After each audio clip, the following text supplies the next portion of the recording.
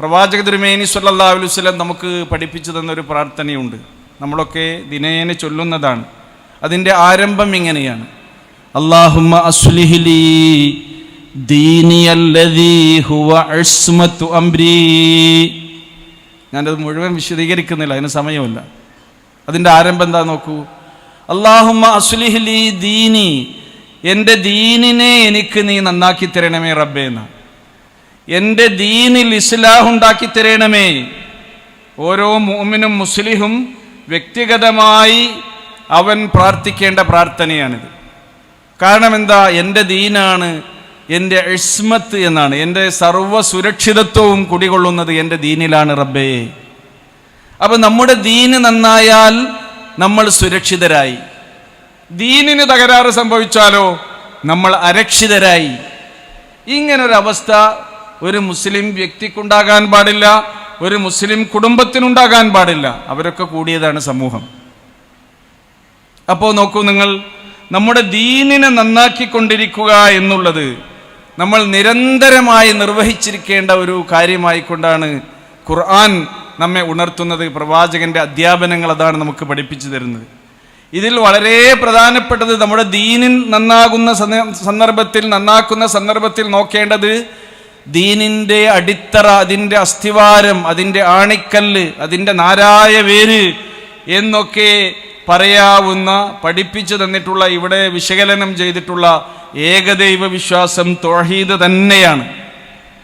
നോക്കൂ നിങ്ങൾ, പ്രവാചകന്മാരുടെ പേരിൽ വിശുദ്ധ ഖുർആനിൽ അധ്യായങ്ങളുണ്ട്. അതേപോലെ തന്നെ മഹാന്മാരായ ആളുകളുടെ പേരിലും വിശുദ്ധ ഖുർആനിൽ അധ്യായങ്ങളുണ്ട്. അതിലൊരു അധ്യായത്തിൻ്റെ പേര് പറഞ്ഞോളൂ.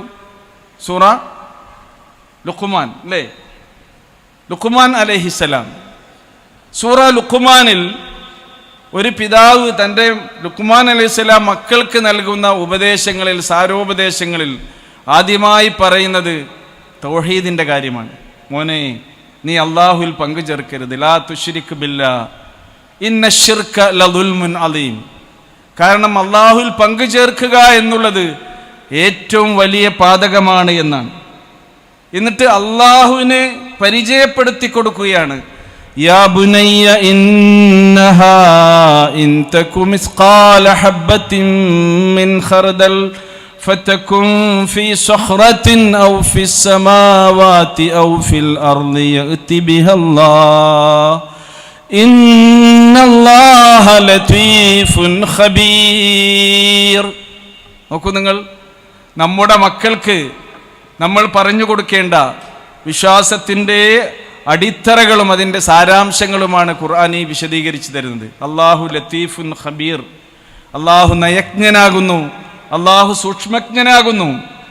ഒരു ചെറിയ വസ്തു പോലും, ഒരു ചെറിയ കാര്യം പോലും, ഒരു വസ്തുത പോലും അത് എവിടെയാണെങ്കിലും അറിയുന്നവനും കാണുന്നവനുമാണ് അല്ലാഹു. ആ അല്ലാഹുവിനെയാണ് നിങ്ങൾ വിശ്വസിക്കേണ്ടത് എന്നാണ് ലുഖ്മാൻ അലൈഹിസ്സലാം മക്കൾക്ക് നൽകുന്ന ഉപദേശം. സഹോദരങ്ങളെ, നമ്മളും അങ്ങനെ. എനിക്ക് പറയാനുള്ളത്, ഒരു വലിയ പ്രസ്ഥാനം എന്നുള്ള നിലക്ക് നമ്മൾ നമ്മുടെ ദൗത്യങ്ങൾ ഇങ്ങനെ നിർവഹിച്ചു കൊണ്ടിരിക്കുകയാണ്. ആ സന്ദർഭത്തിൽ നമ്മുടെ കുടുംബം നമ്മുടെ കൂടെയുണ്ടോ എന്ന് നമ്മൾ ഉറപ്പുവരുത്തണം. നമ്മുടെ മക്കൾ നമ്മുടെ കൂടെയുണ്ട് എന്ന് നമ്മൾ ഉറപ്പുവരുത്തണം. നമ്മുടെ കുടുംബത്തെയും നമ്മുടെ മക്കളെയും ഈ മഹത്തായ ദൗത്യം നിർവഹിക്കുന്നതിൽ, അതിൽ കണ്ണിചേരാൻ വേണ്ടി നമ്മൾ അവരെ ചേർത്തു പിടിക്കണമെന്നാണ്. എന്നിട്ട് ഇവിടെ നമുക്ക് നിർവഹിക്കാനുള്ള ഉത്തരവാദിത്തങ്ങൾ നിർവഹിക്കേണ്ടതുണ്ട്. സൂറ അഹ്ഖാഫിൽ അല്ലാഹു സുബ്ഹാനഹു വ തആല 40 വയസ്സ് തികഞ്ഞിട്ടുള്ളൊരു വ്യക്തിയുടെ പ്രാർത്ഥന പ്രത്യേകമായി ഉദ്ധരിച്ചു പറയുന്നുണ്ട്. നമ്മളൊക്കെ എല്ലാ ദിവസവും അത് പ്രാർത്ഥിക്കുന്ന പ്രാർത്ഥനയാണ്. സാന്ദർഭികമായി ഞാനത് ഓർക്കുകയാണ്. 40 വയസ്സ് എന്ന് പറഞ്ഞാൽ ഖുർആൻ പ്രത്യേകം എടുത്തു പറഞ്ഞ ഒരു പ്രായമാണ്. നമുക്കറിയാമല്ലോ, ഈ ഉമ്മത്തിലെ ആയുർദൈർഘ്യത്തെക്കുറിച്ച് റസൂലുള്ള സംസാരിച്ചു പോയപ്പോൾ പറഞ്ഞിട്ടുണ്ട്, അഅ്മാർ ഉമ്മത്തി മാ ബൈന 60 വ 70. എൻ്റെ ഉമ്മത്തിലെ സമൂഹത്തിൻ്റെ ആയുർദൈർഘ്യം 60-നും 70-നും ഇടയിലാണ് എന്നാണ്. പരമാവധി പോയാൽ 70. ഇത് പറഞ്ഞ റസൂലുള്ള 63-ൽ തന്നെ യാത്രയായിട്ടുണ്ട്. 63 വയസ്സിലധികമുള്ള ആളുകൾ, പ്രായമുള്ളവർ ഈ സദസ്സിലുണ്ടെങ്കിൽ ഒന്ന് കൈപൊക്കി. അൽഹംദുലില്ലാ ഉണ്ട്. 63 കഴിഞ്ഞാലൊക്കെ എന്തുതന്നെയാണ്, 70 കഴിഞ്ഞാലൊക്കെ പിന്നെ ബോണസാണ്. അപ്പം നമ്മൾ എന്ത് ചെയ്യുക? നമ്മൾ നമ്മുടെ കഴിഞ്ഞകാല ജീവിതത്തിലേക്കൊന്ന് തിരിഞ്ഞു നോക്കുമ്പോൾ നമുക്ക് എന്ത് വേണം? ആത്മാഭിമാന ബോധമുണ്ടാകണം, നമുക്കൊരു കോൺഫിഡൻസ് ഉണ്ടാകണം, നമുക്ക് ഒരു മനസ്സിന് ഉറപ്പുണ്ടാകണം. ഇല്ല റബ്ബേ, നീ എനിക്ക് നൽകിയിട്ടുള്ള ഈ ആയുഷ്കാലത്ത് നിന്റെ ദീനിന് വേണ്ടി ഞാൻ എൻ്റെ കഴിവിൻ്റെ പരമാവധി പരിശ്രമിച്ചിട്ടുണ്ട് എന്ന്. അതുപോലെ തന്നെ എൻ്റെ മക്കളെയും ഈ വഴിയിൽ ഞാൻ അണിനിരത്തിയിട്ടുണ്ട് റബ്ബേ. അവർ നിന്നെ അനുസരിക്കുന്നവരാണ്, നിന്റെ കൽപ്പനകൾ ജീവിതത്തിൽ പ്രാവർത്തികമാക്കുന്നതാണ്. എൻ്റെ കുടുംബം ഈ ദീനിന്റെ മാർഗത്തിൽ, എൻ്റെ വീടിൻ്റെ അകത്തളങ്ങൾ ഇസ്ലാമികമാക്കി മാറ്റാൻ ഞാൻ പരമാവധി പരിശ്രമിച്ചിട്ടുണ്ട് റബ്ബേ എന്ന ഈ ഒരു ആത്മവിശ്വാസം വിശ്വാസികളെ നമുക്കൊക്കെ വേണം. 40 തികയുക എന്ന് പറഞ്ഞാൽ ഏകദേശം ഒരു പകുതി എത്തി നിൽക്കുകയാണ്. ജീവിതത്തിൻ്റെ ഓരോ പടികളും ഇങ്ങനെ കയറി 40 ഇങ്ങനെ ആ പ്ലാറ്റ്ഫോമിൽ നിന്നിട്ട് ഒരു തിരിഞ്ഞുനോട്ടമുണ്ടാകും. ആ തിരിഞ്ഞുനോട്ടത്തിൽ അവൻ്റെ കൂടെ തൻ്റെ സഹധർമ്മിണി ഉണ്ടാകും. 40 വയസ്സായ ഒരാൾക്ക് കുട്ടികളുണ്ടാകും. മാത്രമല്ല വീട്ടിൽ ചിലപ്പോൾ പ്രായാധിക്യത്താൽ അവശരായി തളർന്നു കിടക്കുന്ന മാതാപിതാക്കൾ ഉണ്ടാകും. അങ്ങനെയുള്ളൊരു കാലമാണ്. ആ കാലത്തുള്ള പ്രാർത്ഥന പ്രത്യേകം ഖുർആൻ എന്തുകൊണ്ടാണ് എടുത്തു പറയുന്നത്? റബ്ബി ഔസിഅനി അൻ അഷ്കുറ നിഅമതകല്ലതി അൻഅംത അലയ്യ വഅലാ വാലിദൈ. അല്ലാഹുവേ, നീ എനിക്ക് പ്രചോദനം നൽകണമേന്ന. നമ്മളെ പ്രചോദിപ്പിക്കേണ്ടത് അല്ലാഹുവാണ്. നമ്മുടെ ഏറ്റവും വലിയ മോട്ടിവേറ്റർ റഹ്മാനായ റബ്ബ് സുബ്ഹാനഹു തആലയാണ്. അവൻ നമുക്കിറക്കി തന്ന വിശുദ്ധ ഖുർആനിന്റെ വചനങ്ങളാണ് നമ്മളെ എല്ലാവരെയും സൽക്കർമ്മങ്ങൾക്ക് വേണ്ടി പ്രേരിപ്പിക്കേണ്ടത്. എന്നിട്ട് നമ്മൾ തേടുകയാണ് റബ്ബി ഔസിഅനി, എൻ്റെ റബ്ബേ എന്നെ നീ പ്രചോദിപ്പിക്കണമേ. എന്തിനു വേണ്ടിയെന്നോ? അൻ അഷ്കുറ നിഅമതകല്ലതി അൻഅംത അലയ്യ വഅലാ വാലിദയ്യ, എനിക്കും എൻ്റെ മാതാപിതാക്കൾക്കും നീ നിരന്തരമായി ചൊരിഞ്ഞു തന്നിട്ടുള്ള അനുഗ്രഹങ്ങൾക്ക് നന്ദി കാണിക്കാൻ നീ എനിക്ക് പ്രചോദനം നൽകണമേ എന്നാണ്. മാത്രമല്ല വഅൻ അഅമല സ്വാലിഹൻ തർലാഹ്, നീ തൃപ്തിപ്പെടുന്ന അമലുകൾ ചെയ്യാനും എനിക്ക് നീ പ്രചോദനം നൽകണമേ. നമുക്കും നമ്മുടെ കുടുംബത്തിനും നമ്മുടെ മാതാപിതാക്കൾക്കുമൊക്കെ ഒരുമിച്ച് ഈ ഇസ്ലാഹിന്റെ വഴിയിൽ മുന്നേറാൻ കഴിയുക എന്നുള്ളത് ഈ ദുനിയാവിൽ നമുക്ക് കിട്ടുന്ന ഏറ്റവും വലിയ മഹാസൗഭാഗ്യമാണ് സഹോദരങ്ങളെ. അതിൽ ആരും കണ്ണിചേരാതെ പോകരുത്, ചേർത്ത് വെക്കുക. കുടുംബത്തെക്കുറിച്ച് പ്രത്യേകം നമ്മുടെ ഈ ക്യാമ്പയിനിൽ നമ്മൾ ഉണർത്തുന്നുണ്ട്. എൻ്റെ ദുര്യത്തിലും നീ ഇസ്ലാഹ് ഉണ്ടാക്കണമേ റബ്ബേ എന്നാണ് നമ്മൾ പ്രാർത്ഥിക്കുന്നത്. ഈ ഇസ്ലാഹ് എവിടെയൊക്കെ നടക്കണം? നമ്മുടെ മനോമുഖരങ്ങളിൽ നടക്കണം. നിഷ്കരുണം നമ്മളെ തന്നെ വിമർശിച്ചുകൊണ്ട്, നമ്മളിൽ ഉള്ള തെറ്റുകളെ തിരുത്തിക്കൊണ്ട്, നമ്മളെ മാറ്റിക്കൊണ്ട് ഖുർആനിന്റെയും സുന്നത്തിന്റെയും പ്രമാണങ്ങളുടെയും അടിസ്ഥാനത്തിൽ നമ്മുടെ വിശ്വാസത്തെ, നമ്മുടെ ആദർശത്തെ, നമ്മുടെ സ്വഭാവത്തെ, നമ്മുടെ സംസ്കാരങ്ങളെ, നമ്മുടെ പെരുമാറ്റങ്ങളെ, നമ്മുടെ രീതികളെ, സമ്പ്രദായങ്ങളെ, ശിഷ്ടങ്ങളെ, ശീലങ്ങളെ എല്ലാം നമ്മൾ മാറ്റേണ്ടതുണ്ട് എന്നതാണ്. അതാണ് ശരിക്ക് ഇസ്ലാഹ് എന്ന് കൂടി നമ്മൾ മനസ്സിലാക്കുക. വസ്ലിഹി ഫീ ദുരിയത്തി, എൻ്റെ സന്താനങ്ങളിൽ നന്മ വരുത്തി ആ സന്താനങ്ങളിലും കുടുംബത്തിലും ഇസ്ലാഹ് ഉണ്ടാക്കണമേ റബ്ബേ. ഇന്നി തുബ്തു ഇലൈക്. നോക്കൂ നിങ്ങൾ, ഇസ്ലാഹ് പറഞ്ഞിടത്ത് തൗബ കടന്നു വരികയാണ്. നേരത്തെ നമ്മൾ 3 കാര്യങ്ങൾ പറഞ്ഞു. ശുഐബ് അലൈഹിസ്സലാത്തു വസ്സലാം ഞാൻ നിങ്ങൾക്ക് ഇസ്ലാഹിന് വേണ്ടി വന്നവനാണെന്ന് പറഞ്ഞപ്പോൾ വമാ തൗഫീഖി ഇല്ലാ ബില്ലാഹ് അലൈഹി തവക്കൽതു വഇലൈഹി ഉനീബ്. ഇവിടെയും അതാണ് ഇന്നി തുബ്തു ഇലൈക വ ഇന്നി മിനൽ മുസ്ലിമീൻ. ഞാൻ നിന്നിലേക്ക് പശ്ചാത്തപിച്ച് മടങ്ങിയിരിക്കുന്ന റബ്ബേ, ഞാൻ മുസ്ലിംകളിൽപ്പെട്ടവനാണ് എന്നതാണ്. സഹോദരങ്ങളെ, അതുകൊണ്ട് തന്നെ ഈ കാര്യം പ്രത്യേകമായി നമ്മൾ ശ്രദ്ധിക്കണം. നമ്മുടെ കുടുംബത്തിന് വേണ്ടി, നമ്മുടെ മക്കൾക്ക് വേണ്ടി, നമ്മുടെ കീഴിൽ കഴിഞ്ഞുകൂടുന്ന എല്ലാ ആളുകൾക്കും വേണ്ടി ആരെയൊക്കെ നമ്മൾ സംരക്ഷിക്കണമോ അവർക്കൊക്കെ വേണ്ടി എന്ത് നമ്മൾ ചെലവഴിച്ചാലും അത് നമുക്ക് അല്ലാഹു പ്രതിഫലം നൽകുന്ന ഒരു കാര്യമാണെന്ന് ഹബീബായ റസൂലുള്ളാഹി സ്വല്ലല്ലാഹു അലൈഹി വസല്ലം നമ്മെ പഠിപ്പിച്ചിട്ടുണ്ട്. ഇദാ അൻഫഖർ റജുലു അലാ അഹ്ലിഹി നഫഖ യഹ്തസിബുഹാ, പ്രതിഫലം ആഗ്രഹിച്ചുകൊണ്ട് ഒരു വ്യക്തി തൻ്റെ കുടുംബത്തിന് വേണ്ടി എന്ത് ചെലവഴിച്ചാലും, മക്കൾക്ക് വേണ്ടി നല്ലൊരു വീടുണ്ടാക്കി കൊടുക്കുന്നു, അവർക്ക് നല്ല ജീവിത സൗകര്യങ്ങൾ ഒരുക്കി കൊടുക്കുന്നു, അവിടെ വിദ്യാഭ്യാസ കാര്യങ്ങളിൽ ചെലവഴിക്കുന്നു, അവിടെ ആഹാരത്തിൻ്റെയും വസ്ത്രത്തിൻ്റെയും ചികിത്സയുടെയും കാര്യത്തിലൊക്കെ നമ്മൾ ചെലവഴിക്കുന്നു.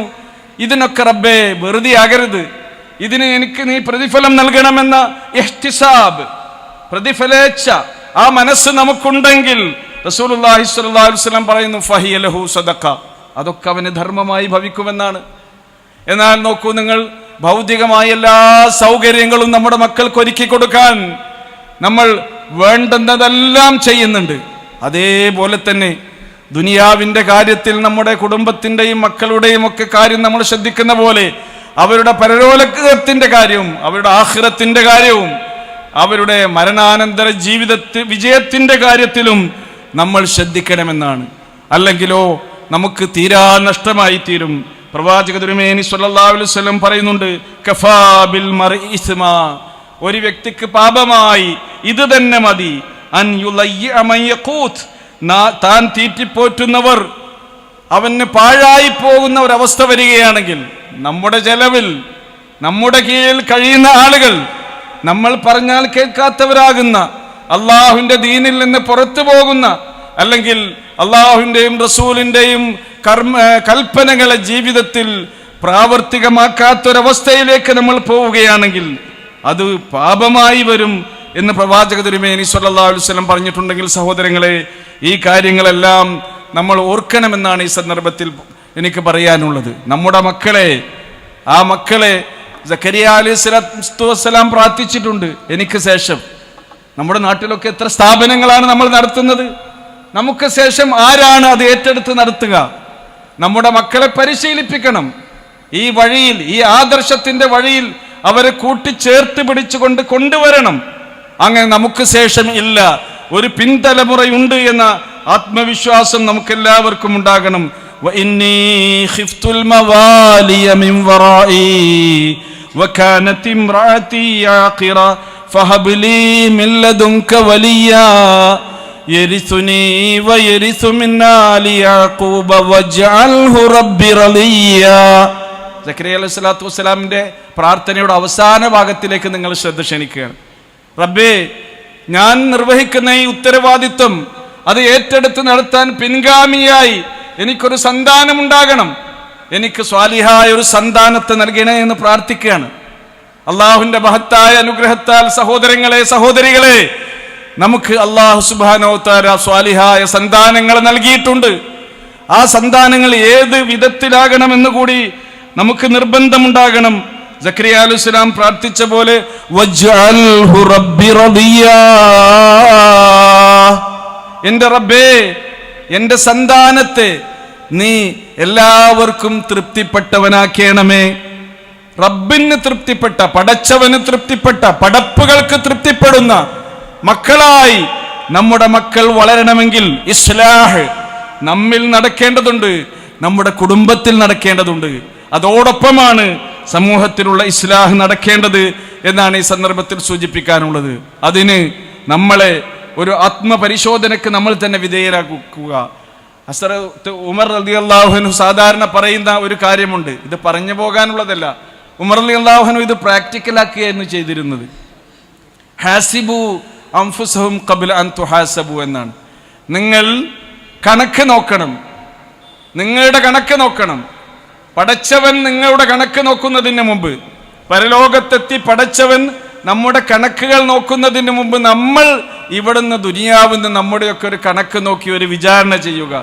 വസിനു അൻഫുസകും ഖബ്ല അൻ തുസനു, നിങ്ങളുടെ അമലുകൾ അല്ലാഹു അന്ത്യദിനത്തിൽ തൂക്കി കണക്കാക്കുന്നതിന് മുമ്പ് നമ്മുടെ അമലുകൾ നമ്മളൊന്ന് തൂക്കി നോക്കുക. എൻ്റെ നിസ്കാരം എത്ര വെയിറ്റ് ഉണ്ട്, എൻ്റെ സുജൂദിന് ജീവനുണ്ടോ, എൻ്റെ മറ്റാരാധനാ കർമ്മങ്ങൾ എനിക്ക് തന്നെ തൃപ്തിപ്പെട്ട രീതിയിൽ നിർവഹിക്കാൻ എനിക്ക് കഴിയുന്നുണ്ടോ?